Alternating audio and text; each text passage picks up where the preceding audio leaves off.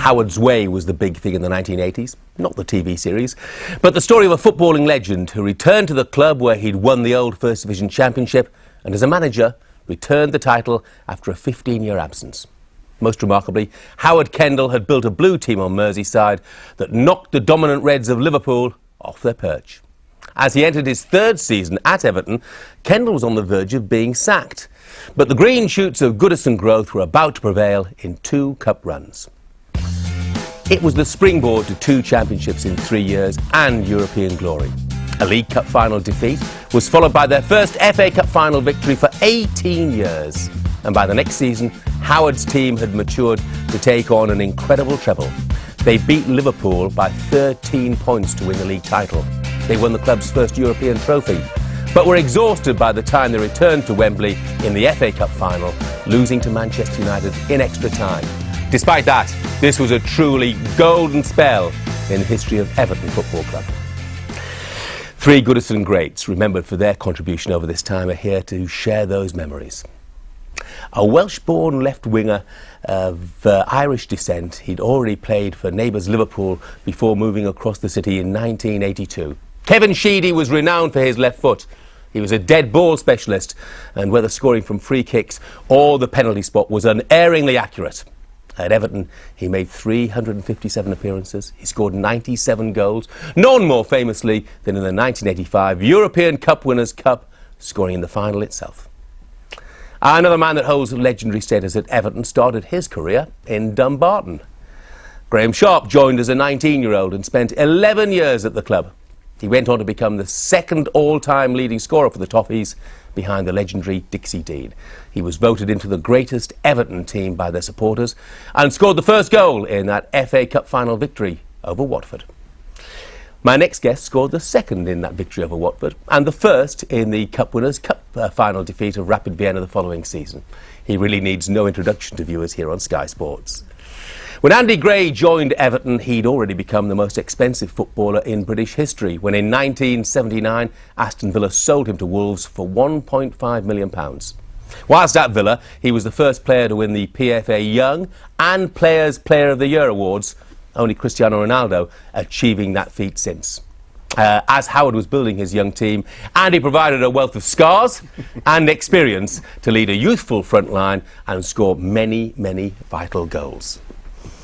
The irony, of course, Graham, is at the start of all of this golden 18 months or so, Howard Kendall was in real trouble, wasn't he? How close to the sack was he? He was very close. I think we had a game, I think it was against Coventry, a midweek game, and the petition was out to get rid of him. You know, there was leaflets going around the ground, supporters weren't happy, and it was very, very close. So I think all credit to Sir Philip Carter and the board of directors at the time. They said, listen, we have faith in Howard, stick with him.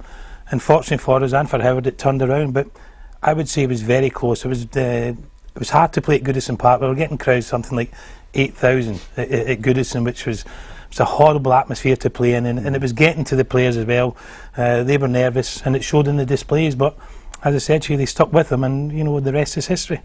Did you ever think, Kevin, that you made the wrong decision to move from Liverpool to Everton? Not at all. No, I was mostly in the reserves at Liverpool, so I used to go and watch Everton playing in midweek games, and I saw Sharpie make his debut, Adrian Heath playing, and so when the opportunity came, it was a great decision for me, and I knew the side Howard was putting together, and it was easy to fit in.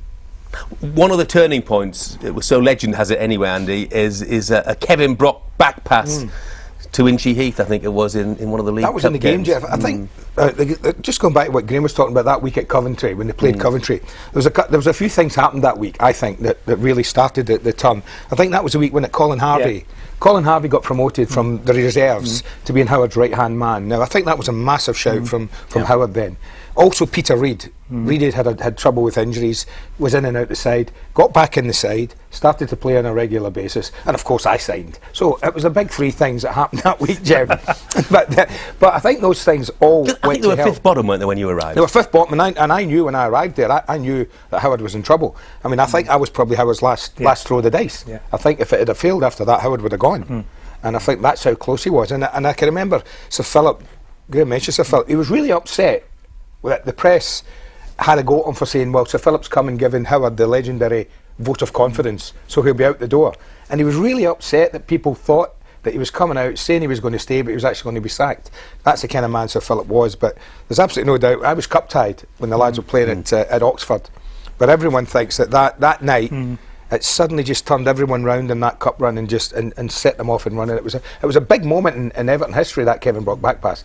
No doubt about that, Jeff. I mean, Graeme, obviously you've been there when Howard had come back. What impact did he have initially? He was player manager. He was his player manager when he came back. But the famous thing when Howard came back to become manager, he made 7 signings, which were called the Magnificent Seven. And these were the signings that were going to take Everton on to the next level. It didn't materialise. Probably the only one that came out of it was Neville Southall, the goalkeeper. A fantastic signing, but we were a young side. And Andy said there before about Colin Harvey. A lot of the lads had grown up with Colin from the youth team and from the reserves. And it was somebody we always looked up to. So when he was promoted into the first team with Howard, instant respect there, and that was a turnaround. But obviously Andy's here. The signing of Andy and Peter Reid, we were a young side, and Andy will tell you we were going nowhere in his words until he came along. But no, we lacked confidence. And Peter Reid, obviously an experienced player, and then Andy was the final piece in the jigsaw. And I just think with their attitude and their desire and will to win from Reedy and Andy, it just pushed us on a little bit, because at the time we were struggling, lacking in confidence, and we just didn't know where the next result was coming from. But as you said, the Oxford game, Evertonians now look back at that and say that's when they could see the tide was turning.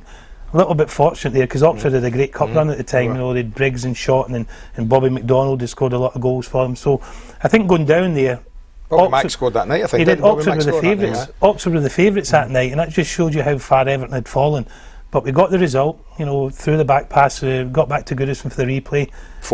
Beat them 4-1 up at Goodison, and that turned things around. How long had you been there for, Andy, then, when that...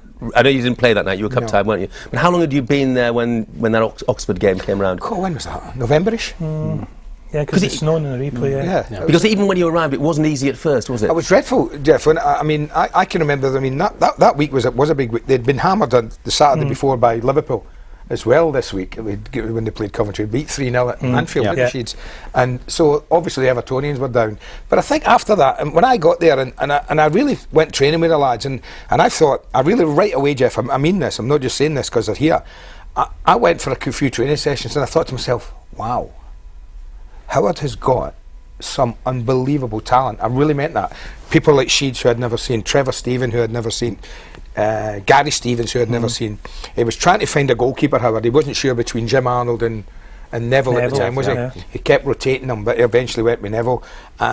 Kevin Ratcliffe was there, Adrian Heath was there, and Reedy. And I'm thinking to myself, why are we struggling? Why is this team not busting full of confidence? And it was that word, it was just lacking in confidence. And that was a game. I think there was another game, I don't know if you remember when we went to Birmingham late December in a league game.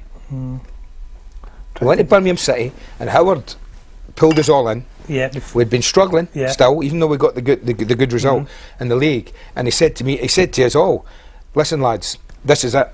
Can you remember him? He said, this is it. He said, if we don't get a result today, I am going to seriously have to think about making changes. And I remember we beat Birmingham 2-0 at St Andrews, and that again was another big league match where the confidence came, the confidence grew. But honestly, Jeff, the difference between then and where we got to, it was scary how quickly these guys went. It really was. As kids, they were unbelievable. In the difficult times, Kevin, was it particularly difficult for you? Bearing in mind that you had come from Liverpool, first player in 20 years to move across from Liverpool to Everton. It was a big move for me, and obviously Evertonians will think, well, if he wasn't good enough for Liverpool, why would he be good enough for Everton? So it was important, especially when things are not going well. That's it, yes. So I think that's when you got to have belief in your own ability. And as Andy said, we did struggle at times, but once we got a few results, confidence started to grow, and we kicked on from there. So sometimes you got to have bad times to enjoy the good times, as they say. So we certainly had the bad times, but then once we all got together and clicked, then we moved forwed. You were secretly a bit of an Everton fan, though, weren't you? Yes, yeah. You used to go and watch them? Yeah, did. Yeah, well, I lived in Diggs in Anfield, just round the corner, so used to watch the midweek games. I saw Sharp, as I say, make his debut against Leeds. I think he gave Kenny Burns a bit of a hiding, and no, I knew what I was going into, so it was a good move for me. I mean, obviously, when you came, Andy, you know, you'd been the most expensive player in British football. It hadn't gone well for you. No. Had all sorts of injuries and so on. And so, I mean, did they think you were finished when they sold you? Who? Did Wolves think that you were finished when they sold you? No, I mean, it was a bit... they might have done, Jeff, to be quite honest with you, because, I mean, I guess for the first time in my life, my professional life, you know, you and guys wouldn't know this, but you get to a stage when things are going as well. Remember what a horrible time Wolves were having, into administration, didn't know where the money was coming from. I was probably the only asset Wolves had. So I had a pretty good idea I was going to be sold. It wasn't much, but I was going to be sold. So, and I thought myself, is there anything left in there? You really do have self-doubt sometimes as a footballer when things aren't going well, and I really believed that. But then when Howard took me up and I had my medical, I mean, to all intents and purposes, I failed my medical at Everton. No doubt about that. I went in, the doc looked at my knee. Honestly, Jeff, by that, I'd played in the midweek against Preston, I think, in a League Cup tie. I had a shocker of a game. I said to him, I said to him, did you watch me at Preston on Wednesday? He said, yeah. I said, and you still want me to come and sign for you? And that's how desperate Howard was at that time. But my knee was out here, Jeff. And Doc Irvin, who's still the doc. Still the doc, yeah. God bless him. He said to me, I can remember he said to me, if we don't sign you today, this was a Friday, he said, what will you be doing at the weekend? And I said, well, I'll be playing. He said, you'll be playing on that? He said, yeah. I said, yeah. I said, I know my knee, doc. I said, I know what I can do on it and I know what I can't do on it. I said, trust me, if you don't sign me, I'll be playing for Wolves at the weekend. And Howard went, right, let's get the deal done. And that was it. But I had massive doubts about whether I could do it. And I guess because I was the oldest in the side when I got there, and all these young lads were just rushing about and had so much talent, I suddenly thought, wow, you know, that you know, the old juices got fired up very quickly again for me, very quickly.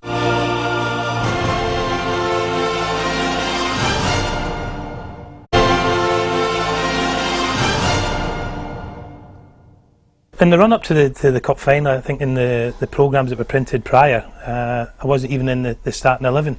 I think Terry Curran had played in the semi-final against Southampton at Highbury. Did you not play Highbury? No, I was subbing. I came on, and then so there was a little bit of, you know, is he going to play? Is he not going to play? But prior to the cup final, I managed to score, I think, 3 or 4 goals in the games leading up to it. And Howard decided to put me in there. So again, I know it's an old adage again, but a dream to play at Wembley in an FA Cup final.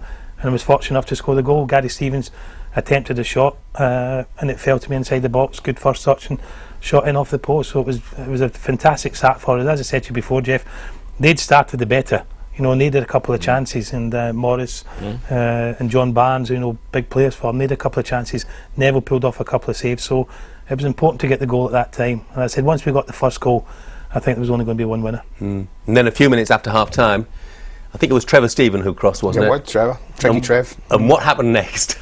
Well, Nat Lofthouse came in. it was strange. I mean, everyone talks about it, Jeff, really. And I've watched it so many times since the day. And I still say that, you know, was there any contact between me and the chair with the goalkeeper? No. I didn't collide with the goalkeeper at all. He collides with the big boy Terry. Yeah. Was it playing centre back? And he was playing centre back. He collides. He's backing away like this. So I'm coming in from this angle, and he's really at full stretch, Jeff, like that. And as he goes to, I think he takes away that hand, and he's trying to bring it in like this. And I come from this side, and just as he's trying to bring it in like that to catch it, I just put my head in between his hands and managed to just get the softest touch on the ball. He kept going backwards. That's where his momentum was taking. The ball dropped down there. They've collided, so no one can get up, and it's just barely got over the line. But to be fair, I would be honest. I'd be lying if I didn't say I did look round to the referee.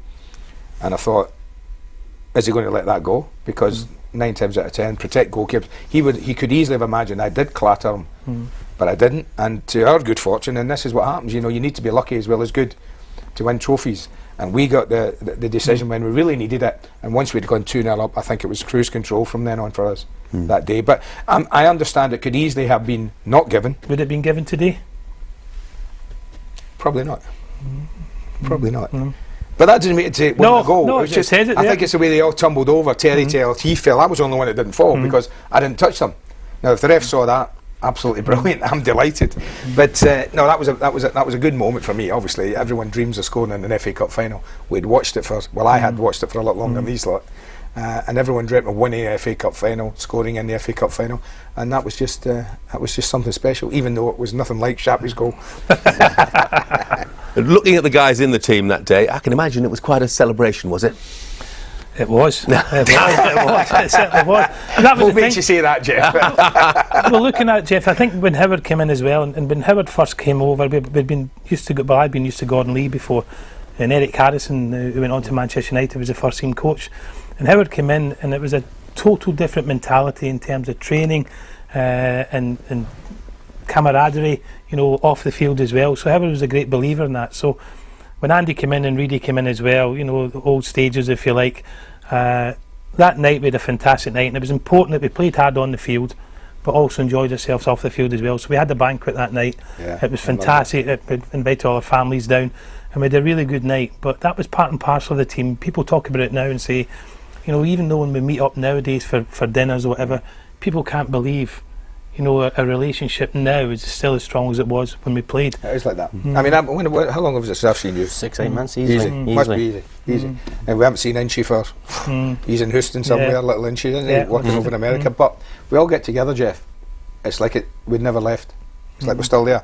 And that's what... And every great side, and I would argue anyone who says it's not true, every great side, even the modern sides, need the kind of camaraderie, the kind of togetherness that we had in those years to get you success. You cannot. I don't think you can achieve success without it. I don't think you can just be somebody who disappears from training, doesn't get involved in this. You have 11 players who just go their own way after training and never get together socially. I don't think if you have that, you can really achieve the kind of success, certainly in this country, the kind of success that teams have over the years. I think United have it in abundance right now, Manchester United. Like all the great teams, Liverpool's, and you know the teams that have won things. There's an amazing togetherness about them. Every player you talk to will talk about the togetherness, the one for all for one mentality that's involved in all that. And it's part and parcel of being a good side. What was Pat Van Den Hauwe like? Reg, he was a one-off, wasn't he? What did we nickname him? What was it? Reg. Reg. Yeah. He was Not from the craze, was it? Yeah. That was him. I mean, first and foremost, he was a great player. He was a right-footed left back. You know, played behind me for many games, and you know, really trained really hard. Off the field, he used to socialise quite a lot. So shall we say? We used to pick him up in the morning, didn't we? Yeah. Sometimes we'd beep the horn, and sometimes he'd come out, and sometimes he wouldn't be there. So some of his classics, Jeff, have been he'd go out for a loaf of bread at 5 o'clock on Monday evening. Say his girlfriend, I think, or his wife at the time, I'm nipping out for a loaf of bread, love. And then we wouldn't see him till Friday morning training. He'd just disappear, wouldn't he? Yeah. As Kevin used to say, we used to pick him up, and we lived close to each other, and we'd take him into training. So we'd come back about 1 o'clock, 1:30 or whatever, and Pat's wife would be in with my wife. So I'd walk in the front door. Where's Pat? He's got an injury. So he's got an injury, don't worry, he's got an injury, he won't be long. 3 days later, he's still getting treatment on the injury. But then... It was intensive. It was intensive treatment, but then you'd come in on the Friday, you know, after having a few days, then play on the Saturday, and he'd be like top man on the Saturday. He was incredibly fit. His back was worse than his bite, I would say. His back was worse than his bite. I mean, he would front people up, wouldn't he? And he would be frightening, because he was almost like a psycho mentality. Pat, I loved him, but he was. I mean, if you fronted him up, he would check it and go back again. But you'd rather have him in your side than play against him, wouldn't you? Yeah, definitely. So you've won the FA Cup, and I'm sure you're hoping it's a springboard for a good season the next season. I'm sure you couldn't imagine quite how good. But do you remember how the next season started? Yes. Tottenham at home. Yeah. But I mean, he brought in. You talked about Pat Van Den Hauwe. When you have success, you know, we won the cup, and everyone's wondering what's Howard going to do. You know, who's he going to bring in? There were two major changes, wasn't there? There was Pat and Paul Bracewell, and you know, Brace cost 200 grand or something from Sunderland, wasn't it? Yeah. And of course, you know, that was these two big signings. I obviously paid the price for that in the Charity Shield. I missed out that day because I'd been carrying an injury, and Howard says, I'm not playing you, I'm going to play Brace and Sharpie and Inchy up front, and that was fine. But those were the two major changes. They were the rest of the team was pretty much being asked to do what it did the year before, but those were the two big changes going into the opening day. Yeah, the Tottenham game, we were everybody expecting, full of expectations. First game at Goodison, you know, the cup winners playing at home. Before long we were down, you know, 4-1. I think Inchy scored their only goal from a penalty spot. But all of a sudden, from being the high of winning the FA Cup, going into the season full of expectations, thinking, yeah, this is going to be our season. And I think we lost that game, and I think our first game was a televised game. No, against Chelsea? No, it's worse. I think it's a worse start from memory. I mean, Jeff might have the stat, but I think we lost 4-1.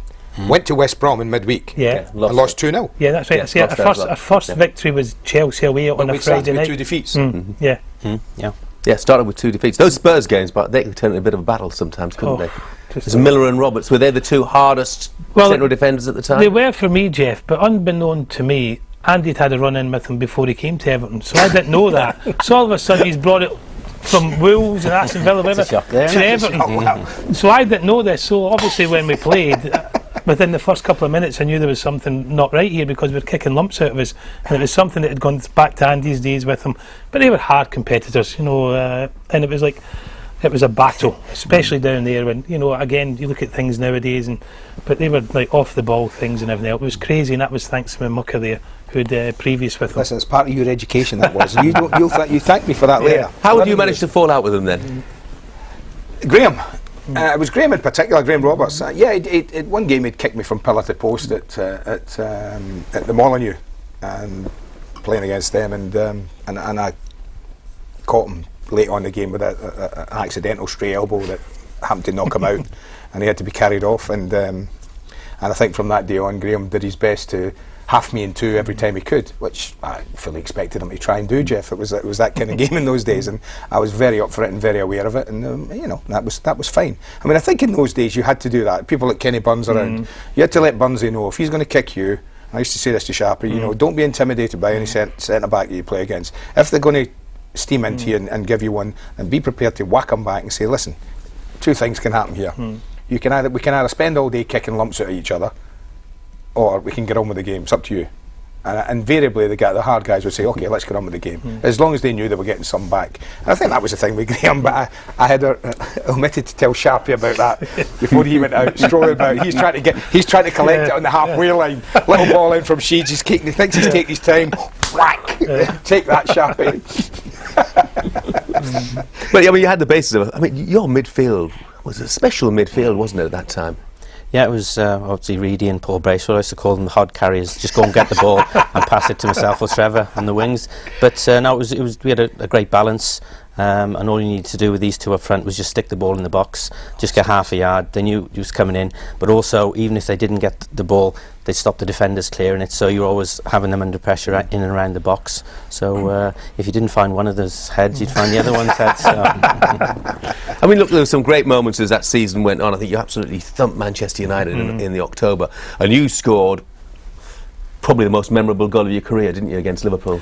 Yeah, it did, Jeff. Again, we talked about it before, and we had this inferiority complex going over to Anfield over the years before that. But the most important thing then, as you said, we won the FA Cup final, we were doing quite well in the league. We hadn't won over at Anfield, I think, for something like 13 seasons. So it was a big ask for it, but we went over there, and yeah, it was, I managed to score a good goal, but more importantly, A good goal. it was, yeah, See, more a good importantly, goal. it gave everybody a lift to say, listen, we can go to Liverpool on their own patch and match them, you know. And after that game, we were just on a high, and we went on, you know, to bigger and better things. But it was important that we got a result over there. As I said to you before, in years gone by, you know, we went over there not expecting to win, but we went there that year, had a good side, knocked the ball around. I think deserved to win. You know, okay, the goal, but I think we deserved to win, and that gave us more confidence, you know, from the rest of the season. So whilst it was great to score, and a lot of Evertonians now continue to talk about the goal, more importantly for me was it made the lads believe, hold on, we can match Liverpool, we can surpass Liverpool this season. That managed to be the case. I know they were playing well, Jeff, because at that particular stage in my life at Everton, I was sitting watching this. Were you? Well, I'd got injured, as I said, I missed the part of the season. Now, to be fair, Graham and Adrian just about ripped everyone apart in the first 12 or 13 games of the season. They were in fire. They're the best front 2 in the land by an absolute distance. The team were playing unbelievable football. I was really frustrated. I was getting really frustrated. You know, I was never used to sitting on the bench. I'd never done it before, and you know, I think for 13 games, I sat on the bench and didn't get a game. And I just thought, well, you know, you got to be patient, because the lads are playing really well. Sadly, Inchie got injured. Yeah, bad injury. A really bad injury. Did his cruciates, didn't he? Yeah. Did his cruciates against Sheffield Wednesday. And that gave me my opportunity. And I think one of the satisfying things on a personal note of that season was when that happened, a lot of people thought that was it for our title chances. They thought that losing Adrian and the way those two had played together, I was completely different from Adrian. totally different. They thought we would be too similar. And they thought we'd be too similar. They thought these two can't see the season out and play together and have success and get enough goals. And it was really, for both of us really, because we're good pals as well as anything else, it was for both of us, it was really satisfying at the end of the season, or the season went on from there the way it did. But it was one of those where I sat and watched these guys for as I say, 12, 13 games, Jeff, and they were just magnificent. Never looked like losing a game. Confidence was way up here somewhere, and they were just great to watch. Great to watch.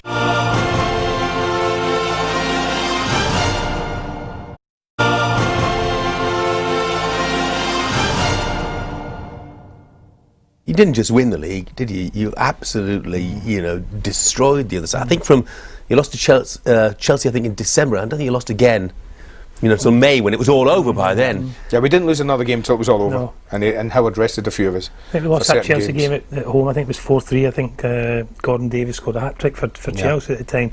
But there was always one game, I think it was Sheffield Wednesday away, and Sheffield Wednesday were a decent side at the time.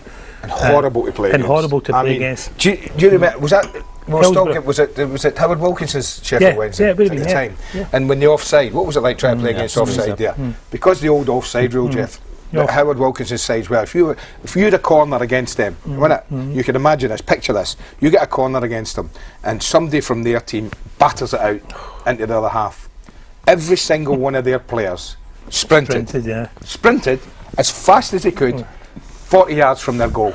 So we, having all been in there, we're trying to get up in there. We're all trying to get back, because obviously if it came back, you were offside, even if you're running back. And how many times did you spend running back, sprinting back towards your own goal? They were absolutely horrible to play against. Yeah, but we played that game, and I remember going to Hillsborough on the bus, and Andy stood up before we got off to go into the players' entrance and said, listen, we ain't leaving here without getting something. And it was around, I think it was around about Easter time. Who said that? You said that. Yeah, we're not leaving here without getting something.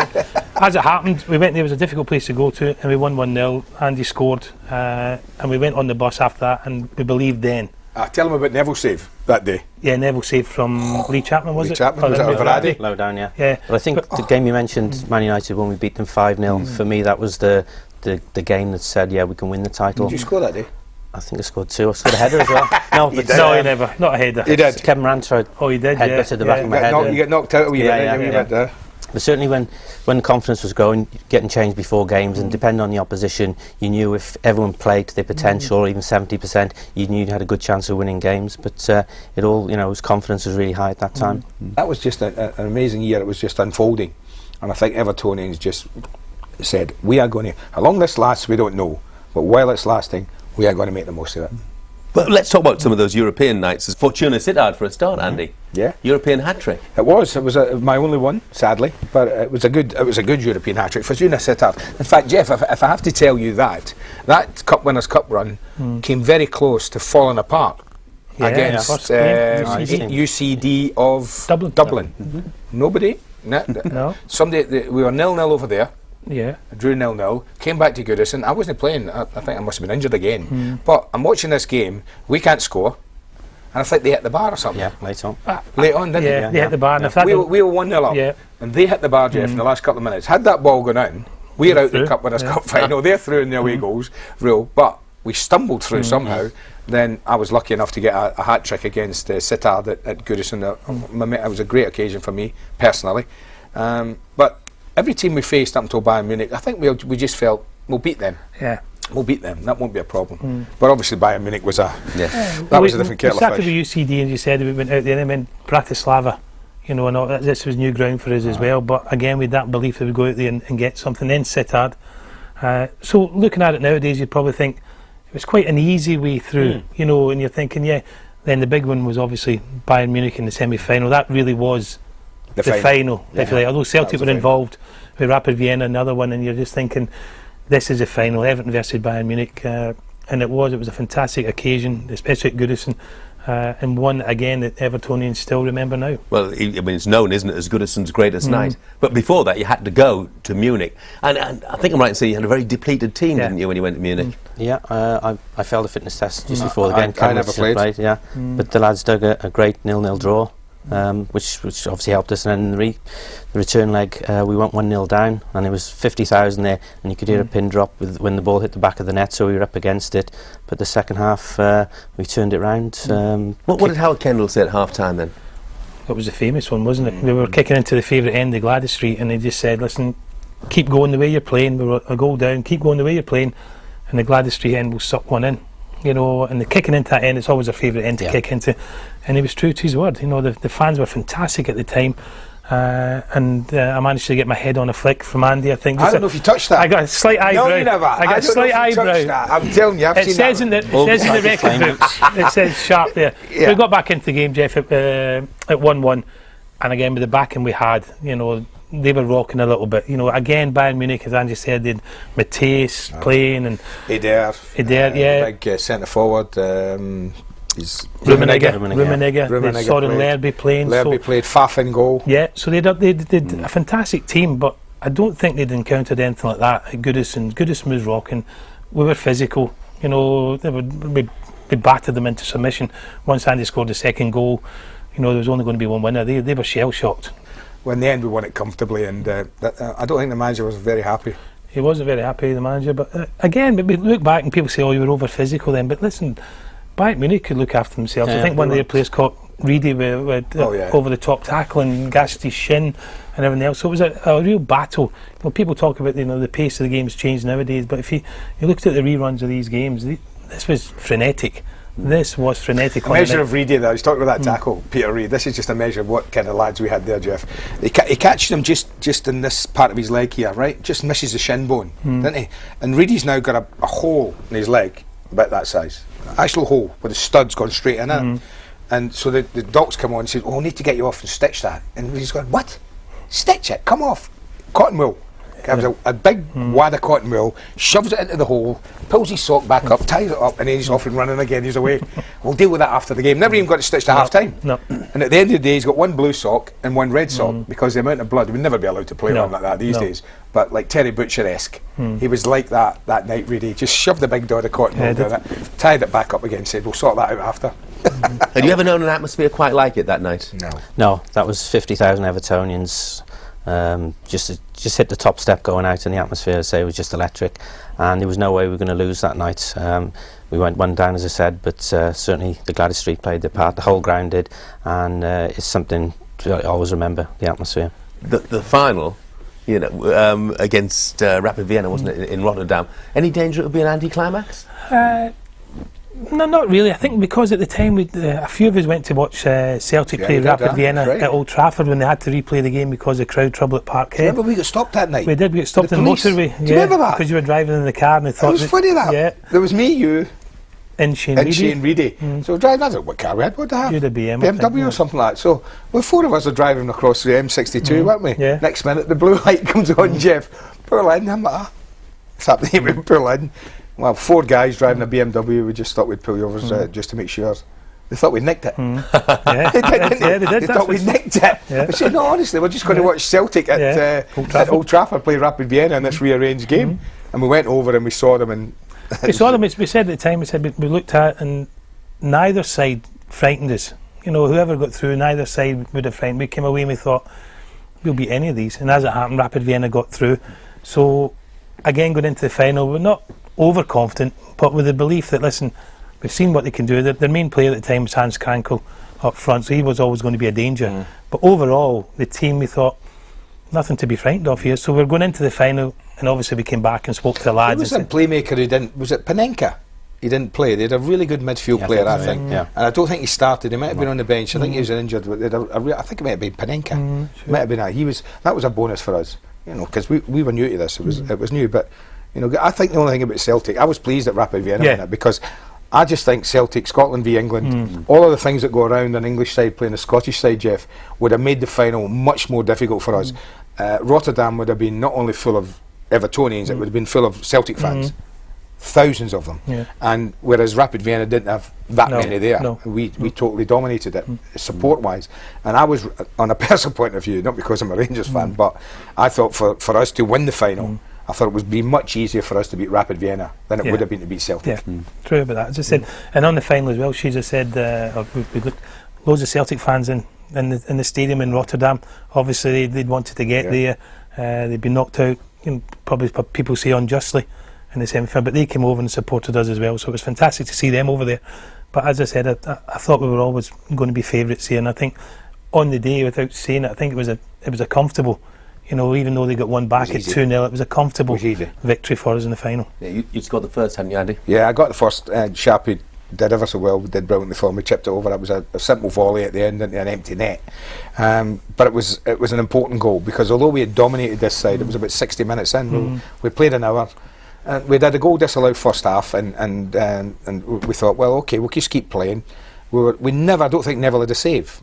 I can't remember Neville having a save of any importance in the whole game, Jeff. It was that comfortable. But you always get that nagging feeling if you don't get one. Just what if? And I think once the one went in, we kind of took our foot off the pedal. We actually thought for the first time that season, I think, in a big game, we thought, that's it. And they went right up the park and scored, didn't they? Well, we got 2-0. Trevor scored, and then they went up the park, and then Crankle got one back 2-1, and then you're thinking, seeded out, goes in there. It's not as easy as we thought. But fortunately enough, Kevin down the other end. Kevin Sheedy. Yeah. I think they were still celebrating getting the goal, and we went straight down. Sharpie laid the ball off, and did you lay another one on for another one, yeah. Another assist. So 2 assists that night, yeah. So 3-1, and I think then all our minds sort of looked towards the FA Cup final on the Saturday. But no, it was. As we said, the final was against Bayern Munich. But was that the most memorable goal of your career, would you say? For Everton, probably yes, to score in the final. I mean, I missed out on the FA Cup final, as Andy said, but to score in a European final was a great memory. Because you scored some spectacular goals, hadn't you? I think most people remember where you scored twice effectively against Paul Cooper at Ipswich with the free kick routine. That's the best ever. Yeah. That's the best ever. So just tell us about that. There's most Evertonians, that's what they remember before mostly.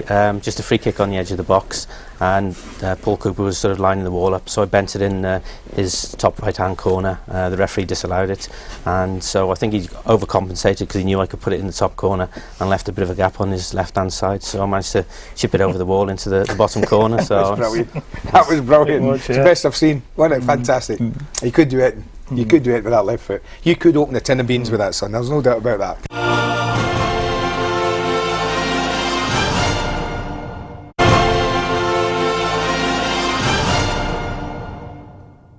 This wasn't just an ordinary Cup Winners' Cup final win. This was a historic one, as far as Everton were concerned. We became the first Everton side to not only get to a European final, but actually win a European final. So from that point of view, we had created history on that Wednesday night.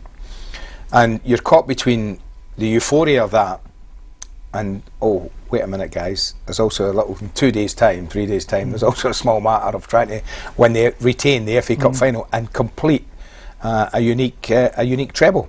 But we flew back straight away, didn't we? Straight after the game, pretty much, back into speak late. What time we get back? It was middle of the night, and after the game, Gary Stevens and myself, we got called to do a urine sample, and so it took us about an hour before we managed to deliver. Got back into the dressing room and everybody had gone. It was just our tracksuits there, so we missed out, having won a final, missed out on all the celebrations. No, I'd forgot about that. So, what sort of time scale then, in terms of the week?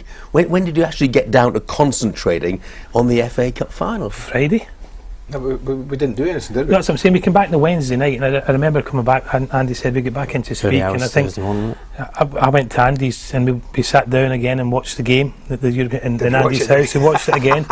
So I think I got home something like 2:30 or something. I think we were off in the Thursday. Thursday off, and then Friday report to Belfield, the training ground. No training. Straight to London. Just bang down on the bus, and it wasn't like planes, and it's on a 4-hour journey down to London and prepare for the FA Cup final. So there wasn't a lot of preparation. I don't think Howard really needed to prepare the lads. Really, it was just a case of this is a team 1 to 11. We were supremely confident that fitness levels stood up, that we could beat them and win the treble. I think that was the thing that Howard believed himself in. And I don't know whether it's unfair, I don't know. There are people say, we came back in the plane, and I think Howard allowed us a glass of champagne on the plane, because there were supporters on the plane. So there are some people who think that maybe you lads had too much to drink on the way back, but we had a plane full of supporters. And Howard allowed us all to have a glass of wine, a glass of champagne on the plane, just to say, well done lads, celebration, that's as good as it gets, we'll keep it till Saturday. But I just think that we certainly weren't the side that trotted out at Wembley we weren't the side that trotted out on Wednesday 3 days earlier. That's what I would think. Definitely. Physically. I mean, were you aware at the time just of, what a historic achievement it would be? I mean, what a treble that would be. I think you just go from one game to another. You don't really think about it until after the event. Not really. I think I might have thought about it. I think I might have thought about it. Seriously, I'm much older than them, of course, and these lot were probably planning on winning 3 and 4 more doubles and trebles, but I was certainly wasn't. But I had thought about it. There's no doubt about that. I had known that winning a double in those days would have been just stunning, the FA Cup and League. But to chuck in a European trophy, I thought I did a little thing, Jeff. I thought it would be pretty special, but I guess these lot just thought they would win it. That's because you'd only just got there, in fairness. I think the semi-final was against Luton, wasn't it? And you scored in the last minute, didn't you, to take it extra time? Yeah, it was a free kick. I just managed to bobble it in, and Derek Manfield scored in extra time. Remember the final itself? It was an absolute baking hot day, probably similar to the final that Chelsea just won, but it was absolutely roasting. I think circumstances were against us. Kevin Moran getting sent off really gave them a lift and didn't help us. Actually, it did give them a lift, didn't it? Yeah. I think we had them on the ropes a little bit. We were tired, Jeff. There's no doubt about it. Sharpie and I, obviously, up front, we chatted, and I can remember coming out the tunnel and I'm thinking, okay, I think I feel all right. And I had a chat with Sharpie after about 10-15 minutes. I said, how are you? He says, I'm struggling a bit, tired. And I said, so am I, but we need to keep going. And I think we did all right. I mean, I look at the game now and I think we did okay. I think we still, I thought, were the better side for a long spells in that game. I think Giddy kicked one off the line, didn't he? From Reedy. We had one kicked off the line, it struck the post and went away. I talk about luck and good fortune. It didn't go our way. And Shappy's right and Sheedy's right, that the sending off, instead of lifting us, it lifted them. Definitely. And it lifted their supporters as well. But the thing we always say about the sending off as well, it was Reedy's fault. Because Reedy had Andy hearing down the left, hearing down the right. He should have let us in and slip us in, but he obviously went another Kevin Moran, unfortunate for Kevin to get sent off, first man to get sent off, but that gave them the lift. Backs against the wall, they grew from there, didn't they? And we were wilting in the heat. And I'll still say now, and see a big Ron Atkinson, when I seen him, I've just said, listen, if we'd have played you 2-3 days later, we would have won that treble. If there had been a week's gap, I think we'd have won it. Yeah, definitely. Oh, you took it to extra time though, didn't you? You know, I mean, you made them go the whole way. And only having one substitute, was it one sub? Was it still only one sub? I lose track of those. I think it was still only one sub. Might have been, yeah. I'm sure if it was 2 or 1, Jeff. But not having enough to change it in the way you can these days, pulling 3 people off and putting 3 on, it might have made all the difference to us that day because, Howard gambled. It wasn't much of a gamble because I think if he'd have turned to any of us after Wednesday and said, you're not playing on Saturday in the FA Cup final, I think he might have got a mouthful off of a few of us. That was the only game and a fantastic goal that won it. Big Norman Whiteside, fantastic goal. And we'll always see now when we meet Neville, and Neville doesn't like taking criticism lightly, but we always said to him, that was your fault because you covered your near post too much. Because if you see the goal, he's kind of holding his near post. Couldn't blame him because it was a fantastic finish. But we see Neville now and we say, listen, I always say that to him on the telephone rather than yes, I did, Jeff. I always blame the brace. Paul Bracewell. I always blame Paul Bracewell because Brace was knackered by then as well. And then just as that move's building up, he had the chance right on the halfway line. You bring down Mark Hughes, I think it was. Was Hughes he played? Yeah. He had a chance to bring down Mark Hughes on the halfway line and bring this move to a stop. But Brace being an honest Brace, as he was, and he's kind of done that and let Mark skip past him. And then Mike says, and Reedy always says to Brace, why don't you bring him down?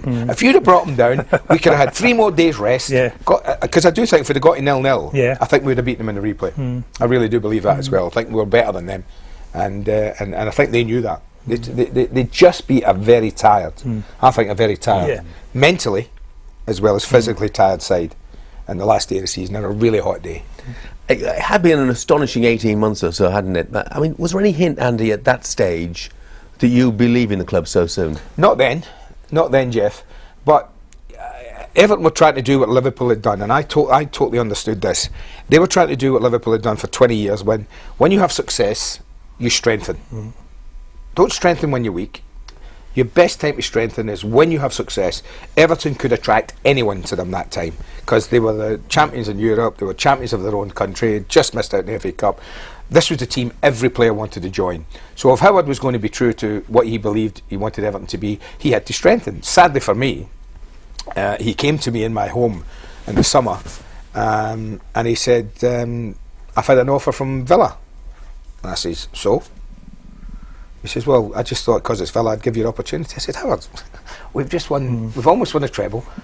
We've just won the league and the Cup Winners' Cup. I said, why on earth would I want to leave this club? He says, oh, great. He said, we'll go and talk about a new contract. And I says, great. I said, and I could tell there was something up with him. You know, he was shuffling about in his seat and he was uncomfortable around me, which is unusual for him. And then he said, well, listen, I have to tell you that I'm going to buy Gary Lineker. And I says, so what are you telling me? He says, well, I'm going to play Sharp and Gary Lineker next year if I get him. I said, well, to be quite honest with you, Howard, I can't play in the reserves. I said, I'm too old now. I want to play first team football. I don't want to leave this club. But, you know, you're forcing my hand. And I couldn't have just sat there and watched Sharpie and Links play together and sit on the bench. I just wouldn't have been me, Jeff. And at, was I 29, 30 years of age, I needed to play football. So I said to Howard, listen, thanks, I'll go. I'll make it easy for you. And I did. And you know, the lads went on this year and almost won the league, almost won a double that in the year after that. But it was a sad time for me because I really expected that I'd be with the boys for about another 2 or 3 years after that. Finish my career at Everton and then go from there. But sadly, it wasn't to be. But you know, it doesn't take away, you know, what Howard gave me the opportunity to achieve, to be part of. It was just sensational, and you know, he sold me. So what? That's what Howard has to do. He was manager. He was bringing in a younger, prolific goal scorer to play with Graeme. Made absolute sense to me. Absolute sense. For the boys who stayed, I mean, as Andy mentioned, more success was to come. The disappointment, Kevin, would be, you know, that because of Heysel, you know, you weren't allowed to play in Europe. Yeah, that was a major disappointment for the club, because if you had a side that wasn't good enough to win the European Cup, then you wouldn't have a problem. But the side we had in the format it was, home and away, then we'd have certainly had a good run at it. So that was the biggest disappointment, not being able to, because when great teams are looked back on, you know, you're judged by the European Cups, and unfortunately we were unable to compete in it. And that team actually broke up quite quickly, didn't it, Graeme? The whole makeup of the side kind of changed with the introduction of Gary. You know, tried to exploit his pace over the top all the time. We went a little bit more route one-ish. So that was disappointing. There was a shock when Andy said he was leaving. But as he said, Howard, the managers make their decision, live and die with what they do. But again, the European ban, I think, led to the breakup of the side. I think... See, I wouldn't have gone, Jeff, if actually that would have been the one thing that would have kept you there. You know, the fact that if I could have been part of a European Cup campaign, I would have stayed. But the fact of the matter, we couldn't. So... You know, that was another thing that made my decision an easier one than it was. Yeah, but it was difficult. As I say, you can't take anything away from what we achieved. It would have been nice to go on maybe another 2 or 3 years and build on that. But unfortunately, for whatever reason, it wasn't to be. But certainly, as you said, the 18 months we had, whatever, where we went onto the pitch, you know, just thinking, we ain't going to get beat here. You know, it was a fantastic feeling to have. It wasn't being blasé or big-headed. It was just the inner confidence we had in ourselves. And people talk about captains. We had a fantastic captain in Kevin Ratcliffe, a great captain. But when you looked on that pitch, there was 11 captains. You know, if you weren't doing your job, Sheed would tell you, Andy would tell you, Reedy would tell you, Brayson, and it was just part and parcel of what Howard had built. We talked about the camaraderie beforehand, you know, on and off the field, and it was a fantastic time to play football. Fantastic. An exhilarating time for Everton Football Club.